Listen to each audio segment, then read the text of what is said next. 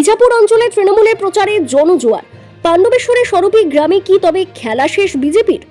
তৃণমূল প্রার্থী নরেন্দ্রনাথ চক্রবর্তীর সমর্থনে সর্পির রাজপথ আজ অবরুদ্ধ। তপ্ত রোদেও জনজোয়ার দেখে বিরোধীদের কপালে এখন চিন্তার ভাঁজ। তপ্ত রোদ উপেক্ষা করেই আজ পাণ্ডবেশ্বরের সর্পি গ্রামের অলিগলি ছিল সাধারণ মানুষের দখলে। লক্ষ্য একটাই, ঘরের ছেলে তথা তৃণমূল কংগ্রেসের প্রার্থী নরেন্দ্রনাথ চক্রবর্তীকে একবার সামনে থেকে দেখা এবং আশীর্বাদ করা। গ্রাম্য রাস্তার দুপাশে দাঁড়িয়ে থাকা মানুষের ভিড় আর তৃণমূল কংগ্রেসের জিন্দাবাদ স্লোগানে প্রকম্পিত হয়ে ওঠে গোটা এলাকা। পাণ্ডবেশ্বরের মাটিতে এবার কি তবে একতরফা খেলা? সর্পির বাউরি পাড়ার মানুষজনকে আমি আপনাদের কাছে কৃতজ্ঞ, আমি অভিভূত। যেভাবে গোটা পাড়ার মানুষজন এক জায়গায় জমা হয়ে একটার পর একটা রসগোল্লা খাইয়ে আমার সুগার বাড়িয়ে দিলেন, আমি কৃতজ্ঞ আপনাদের কাছে।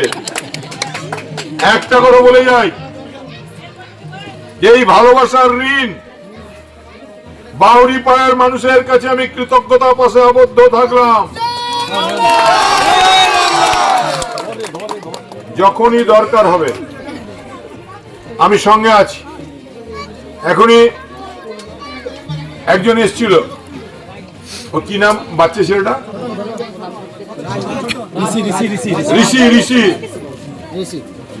ঋষি। যা দরকার হবে আমি দেখব, কারণ এটা কোনো নতুন ব্যাপার না। আমি তো মনে করি আপনারা যারা গরিব পাড়ার মানুষ তারা আমার সঙ্গে আছেন, তারা আমার সঙ্গে ছিলেন, আমার সঙ্গে থাকবেন। তাদেরকে পয়সা দিয়ে টাকা দিয়ে কেউ কিনতে পারবে না, কারণ এই পাড়ার মানুষ জানে যে আমি আসানসোল দুর্গাপুর থেকে আসিনি। আমি আপনাদের বাড়ির ছেলে। বিপদে পাবেন, আপদে পাবেন, সুখে পাবেন, দুঃখে পাবেন, উৎসবে পাবেন, আনন্দে পাবেন।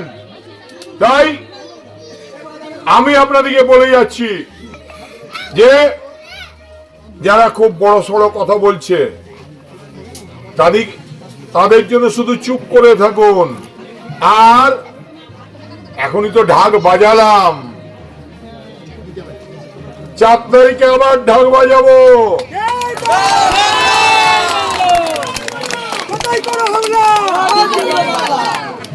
শুধু অনুরোধ করব, যারা যাদের দেওয়ালে বিজেপির দেওয়াল লিখেছেন, দিদি লক্ষ্মীর ভান্ডার দেয়, দিদি যুব সাথী দেয়, দিদি রাস্তা পাকা করে দিয়েছে, দিদি জলের ব্যবস্থা করে দিচ্ছে। আপনাদের গ্রামের বাইরে বড় কি বলে ওটা, জল ট্যাঙ্ক তৈরি হয়ে গেছে।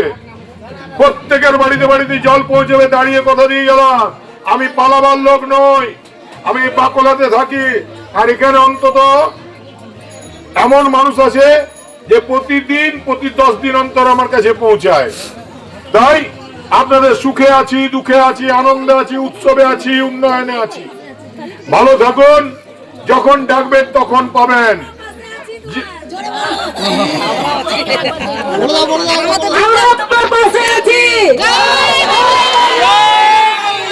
আসানসোল থেকে কাজল মিত্রের রিপোর্ট, বিগ নিউজ বাংলা।